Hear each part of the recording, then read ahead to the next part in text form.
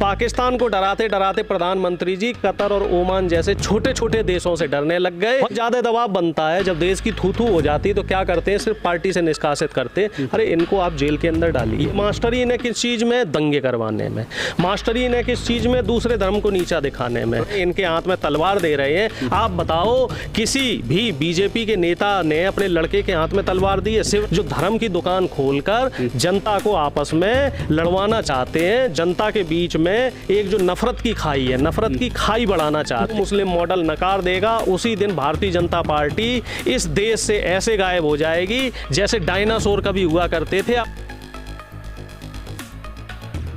नमस्कार, आप देख रहे हैं लाइव टीवी इंडिया और मैं आपके साथ जुनैद अंसारी। और पूरे भारत में एक तरफ जहां अग्निपथ के लिए प्रदर्शन हो रहे हैं तो दूसरी तरफ जो है नूपुर शर्मा के लिए भी प्रदर्शन हो रहा है। एक प्रदर्शन हो रहा है कि उनको सज़ा दी जाए और दूसरा प्रदर्शन जो हिंदू सेना है, करणी सेना है, कई ऐसे संगठन जो है वो अब उनके समर्थन में उतर चुके हैं और साफ तौर पे कह रहे हैं कि नूपुर शर्मा ने जो भी कहा है वो सही कहा है। चाहे बरेली की बात हो, चाहे राजस्थान में कई जगह जो रैली निकाली गई। अब बात यह है कि जो बरेली में जो है मौलाना साहब हैं, उन्होंने कह दिया है कि साफ तौर पे अब जो है ज्ञापन हम भारत में डीएम को, सीएम को, पीएम को, गृह मंत्री को नहीं देंगे। ये बात सीधे यूएन जाएगी। यानी भारत की जो छवि है फिर से यूएन के सामने सही होगी है। जब जाने के बाद सही होगी या ख़राब होगी, सब जानने के लिए अरुणेश यादव हमारे साथ हैं।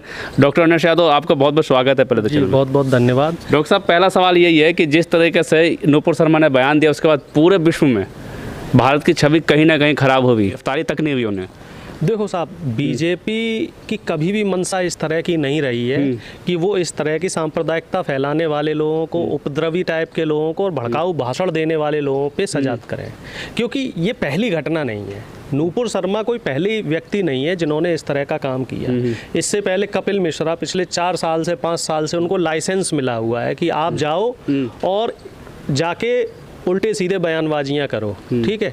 अनुराग ठाकुर, तेजस्वी सूर्या, इस तरह की बहुत बड़ी लिस्ट है जिसमें कैलाश विजयवर्गीय भी शामिल है और साक्षी महाराज है, तमाम लिस्ट है। इसमें खुद मुख्यमंत्री शामिल हैं, खुद गृह मंत्री शामिल हैं, योगी जी शामिल हैं, गृह मंत्री अमित शाह साहब शामिल हैं, जो कपड़े देख के पहचानते हैं, टोपी देख के पहचानते हैं कौन कैसा है। मुख्यमंत्री जी योगी आदित्यनाथ जी के भाषण सुन लीजिए आप, वो खुल्लम खुल्ला कहीं गर्मी निकाल रहे हैं, कहीं चर्बी निकाल रहे हैं, कहीं कुछ कर रहे हैं। तो ये इनके आचरण में है। तो इसमें आप सरकार से उम्मीद मत रखिए, सरकार कुछ करेगी, क्योंकि प्रधानमंत्री जी मंच पे आते हैं, प्रकट होते हैं, बोल देते हैं मैं इन्हें दिल से माफ नहीं करूंगा। और बहुत ज्यादा दबाव बनता है जब देश की थू हो जाती है तो क्या करते हैं, सिर्फ पार्टी से निष्कासित करते हैं। अरे इनको आप जेल के अंदर डालिए।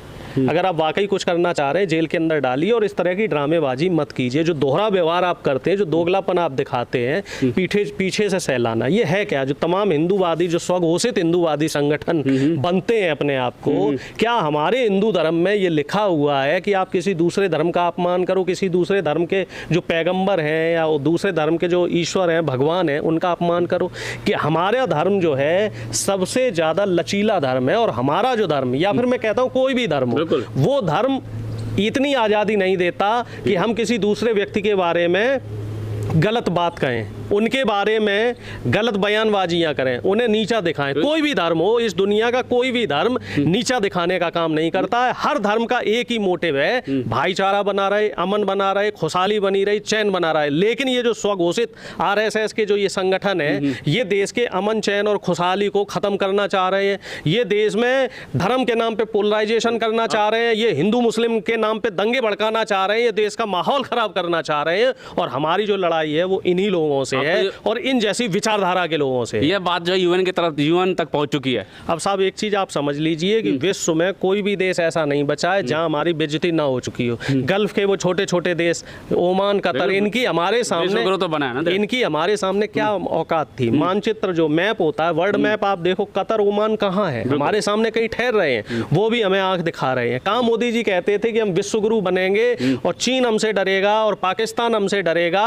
पाकिस्तान को डराते डराते प्रधानमंत्री जी कतर और ओमान जैसे छोटे छोटे देशों से डरने लग गए। प्रधानमंत्री जी ऐसा ना हो कि कुछ दिनों बाद हमें भूटान और नेपाल जैसे जो देश हैं, जो अपने जो बताते हैं कि बहुत गरीब देश हैं, ये भी हमें आंख दिखाने लग जाएं। अरे प्रधानमंत्री जी चाइना का देख लीजिए, चाइना ने पुल बना लिया है, 100 से ज्यादा गांव बसा लिए हैं, 150-200 किलोमीटर हमारी जमीन कब्जा कर ली है, उस पर प्रधानमंत्री जी का कोई स्टैंड नहीं है। और तो और तमाम और ऐसे मुद्दे हैं, चाहे वो बेरोजगारी का मुद्दा हो, चाहे बढ़ती हुई महंगाई का मुद्दा हो, चाहे डॉलर का मुद्दा हो, उस पे चर्चा नहीं हो रही है। इसलिए चर्चा नहीं हो रही कि सभी जगह ये घिरे हुए हैं, इसी वजह से घुमा फिरा के ये नूपुर शर्मा जैसे, नवीन जिंदल जैसे लोगों को बाहर लेके आ रहे हैं। समर्थन में उतर चुके हैं, चाहे करणी सेना हो, चाहे हिंदू रक्षा सेना हो, सारे हिंदू संगठन जो विश्व हिंदू परिषद हो, सब समर्थन में उतर चुके, रैलियां निकाल रहे हैं। सबको बीजेपी की तरफ से फंडिंग हो रही है, इनको आरएसएस की तरफ से फंडिंग हो रही है कि जो असल मुद्दे हैं महंगाई का, बेरोजगारी का, बेरोजगारी में देख रहे हो आप पूरे देश में आग लगी हुई है, लेकिन भारतीय जनता पार्टी इस पे चर्चा नहीं कर रही है, क्योंकि इसमें ये बैकफुट पे आ रहे हैं। ये चर्चा किस पे करना चाहते हैं? जिनमें ये मास्टर हैं। ये मास्टरी इन्हें किस चीज में? दंगे करवाने में। मास्टरी इन्हें किस चीज में? दूसरे धर्म को नीचा दिखाने में। मास्टरी इन्हें किस चीज में है? ऐसे जो गुंडे मवाली और मानसिक विकृत लोग हैं इनको बढ़ावा देने में। इसी वजह से करणी सेना हो, आरएसएस हो, बजरंग दल हो, विश्व हिंदू परिषद हो, इस तरह के जो तमाम संगठन हैं, ये लोग क्या कर रहे हैं? जो युवा हैं, भोले वाले युवा, इनकी भावनाओं के साथ खेलकर इनके भविष्य खराब करने का काम कर रहे हैं, इनके हाथ में तलवार दे रहे हैं। आप बताओ, किसी भी बीजेपी के नेता ने अपने लड़के के हाथ में तलवार दी है? शिवराज सिंह खुद एक वीडियो डालते हैं कि उनका बेटा ऑक्सफोर्ड यूनिवर्सिटी से एलएलबी करके आया है। तलवार की बात करें, हिंदू रक्षा दल, हिंदू रक्षा दल जो है, उन्होंने तलवार लहराते हुए कहा है, धमकी दी है कि अब जो है नूपुर शर्मा का हम साथ हैं। इनके ऊपर कोई केस नहीं होगा, ये तलवार ले रहे हैं, इनका ऊपर कोई केस नहीं होगा। विपक्ष का नेता एक बयानवर दे दे, उसके ऊपर सीबीआई, ईडी और तमाम जांच एजेंसियां बैठ जाएंगी। राहुल गांधी जी का आप देख रहे हैं, आज 5वीं बार बुलाया गया है। और किस केस के लिए बुलाया गया? केस मालूम है आपको? नेशनल हेराल्ड न्यूज़पेपर जो 2008 में बंद हो गया था, उसके एम्प्लॉयज़ को तनख्वाह दी गई थी। 90 करोड़ रुपए जो फंड था, जिसमें से 70 करोड़ रुपए उन एम्प्लॉयज़ की सैलरी थी, फंड थे, और 20 करोड़ रुपया बकाया बिल था। कौन सा बिल था? बिजली का, हाउस टैक्स, इस टाइप का, वो दिया गया था। उसके लिए ईडी और सीबीआई और तमाम जांच एजेंसियां 5 दिन से परेशान कर रही हैं। ना तो कोई केस रजिस्टर हुआ, ठीक है, ना उस पर कोई पहले से इंक्वायरी चल रही है। बस मुद्दा क्या है कि विपक्ष के नेता, चाहे राहुल जी हो या जो भी विपक्ष का नेता, अगर सरकार के खिलाफ बात करेगा, सरकार के खिलाफ आंदोलन करेगा, तो उसे ईडी और सीबीआई का डर दिखाया जाएगा। बुलडोजर भी तो चलता है, चाहे इलाहाबाद में चला जाएगा, उसकी प्रॉपर्टी को जब्त करने का काम किया जाएगा। अभी अशोक गहलोत साहब, उनके भाई के ऊपर भी ईडी का सम्मन आ चुका है, वहां भी जांच एजेंसी बैठाई जा चुकी है। और ऐसे तमाम उदाहरण हैं, तमाम लोगों के साथ इस तरह की घटनाएं की जा रही हैं। और अब तो ये भी बता रहे हैं कि जो युवा आंदोलन कर रहे हैं, आंदोलित हैं, तो उनके घर पे भी पुलिस जा रही है। सवाल ये कि गिरफ्तारी क्यों नहीं हो रही? दूसरी तरफ जब एक मुस्लिम शख्स ने एक बार लीची काट के दिखाया था कि ये शिवलिंग है, तुरंत गिरफ्तारी हुई। इलाहाबाद में प्रोटेस्ट जो हुआ, हालांकि पत्थरबाजी का सपोर्ट नहीं करते हैं, अगर ऐसा कुछ हुआ गलत है, लेकिन सीधे फैसला लेकर फातिमा जो थी उनके ऊपर बुलडोजर चला दिया घर पे, लेकिन अब पार्टी उनकी मदर के नाम थी। तो अब ये इनकी गिरफ्तारी क्यों नहीं रही? पूरे विश्व में लोग थू कर रहे हैं, विश्व की तरफ से दबाव दिया जा रहा है। ये देखो साहब, इनके पाले हुए लोग हैं, इनके पोषित लोग हैं। आप एक बात बताइए, मालिक अपने नौकर को कैसे गिरफ्तार करवा देगा? मालिक अपने नौकर का इतना तो कर सकता है कि सबके सामने डांट देगा, अरे गलत काम किया है, आगे से मत करना, लेकिन उसे सजा नहीं देगा। वही काम यहाँ पे किया जा रहा है, और इस चीज को देश की जनता को समझना पड़ेगा। देश की जनता को इस बात को अच्छे से समझना पड़ेगा, और इस तरह के जो हिंदू मुस्लिम की जो मनोवृत्ति बनाई जा रही है पूरे देश में, इससे निकलना पड़ेगा। आप भी तो हिंदू हैं सर।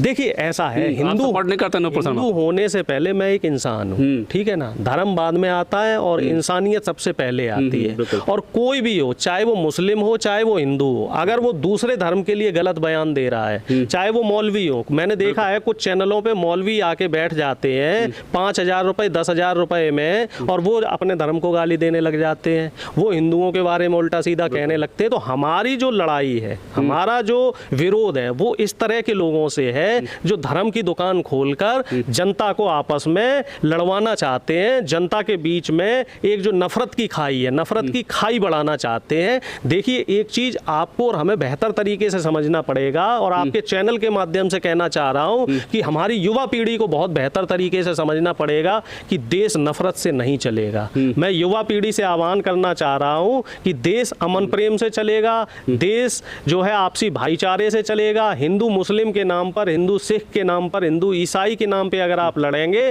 तो इसमें नुकसान आपका है, आपका भी घर जलेगा, उनका भी घर जलेगा। नफरत से कभी किसी को कुछ भी हासिल नहीं हुआ है, और समझदारी से हमें काम लेना होगा, क्योंकि भारतीय जनता पार्टी की जो सरकार है और इनकी जो राजनीतिक रोटियां हैं वो हिंदू मुस्लिम और धर्म की दुकान पे ही चल रही हैं। जिस दिन जनता और खास तौर से युवा इनका ये हिंदू मुस्लिम मॉडल नकार देगा, उसी दिन भारतीय जनता पार्टी इस देश से ऐसे गायब हो जाएगी जैसे डायनासोर कभी हुआ करते थे, अब हम उनके बारे में सिर्फ किताबों में पढ़ते हैं। तो ये भी उसी तरीके से विलुप्त हो जाएंगे। बस हमें इनका जो हिंदू मुस्लिम कार्ड है, जो जाति के नाम पे ये नफरत फैलाते हैं, जो मजहब के नाम पे ये सांप्रदायिकता बढ़ाना चाह रहे हैं, तो उस चीज़ को हमें इनको सिरे से खारिज करना पड़ेगा। बिल्कुल साफ तौर पर डॉक्टर साहब ने कहा कि सबसे बड़ा यही सवाल है कि नफरत, जो धर्म के, जो हिंदू मुस्लिम के जो बीच में नफरत जो लगातार बोई जा रही है, उसको हर भारतीय को, चाहे युवा हो चाहे जवान हो, सभी को ये बात जो है नफरत को हटाना पड़ेगा अपने बीच में। सवाल ये कि जो इतना बड़ा बवाल है,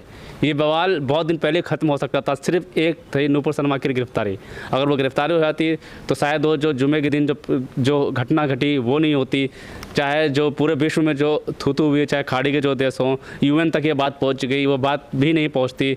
लेकिन सिर्फ सवाल ये उठता कि ये गिरफ्तारी, हालांकि सरकार ने हटा तो दिया अपने पार्टी से, लेकिन गिरफ्तारी में इतनी देरी क्यों, ये एक सवाल उठा हुआ है। और अभी भी जो लगातार जो है लोग प्रदर्शन कर रहे हैं कि जल्दी से जल्दी जो है सरकार गिरफ्तार करे नूपुर शर्मा को, और दूसरी तरफ जो है उनके समर्थन में लोग उतर चुके हैं। हालांकि सरकार अभी योग दिवस आज मना रही, योग दिवस में है या फिर अग्नि पथों पे की जो योजना है उसमें लगी है। देखने वाली बात ये होगी कि सरकार कब जागती है और जिस तरह कब जो है नूपुर शर्मा की गिरफ्तारी होती है।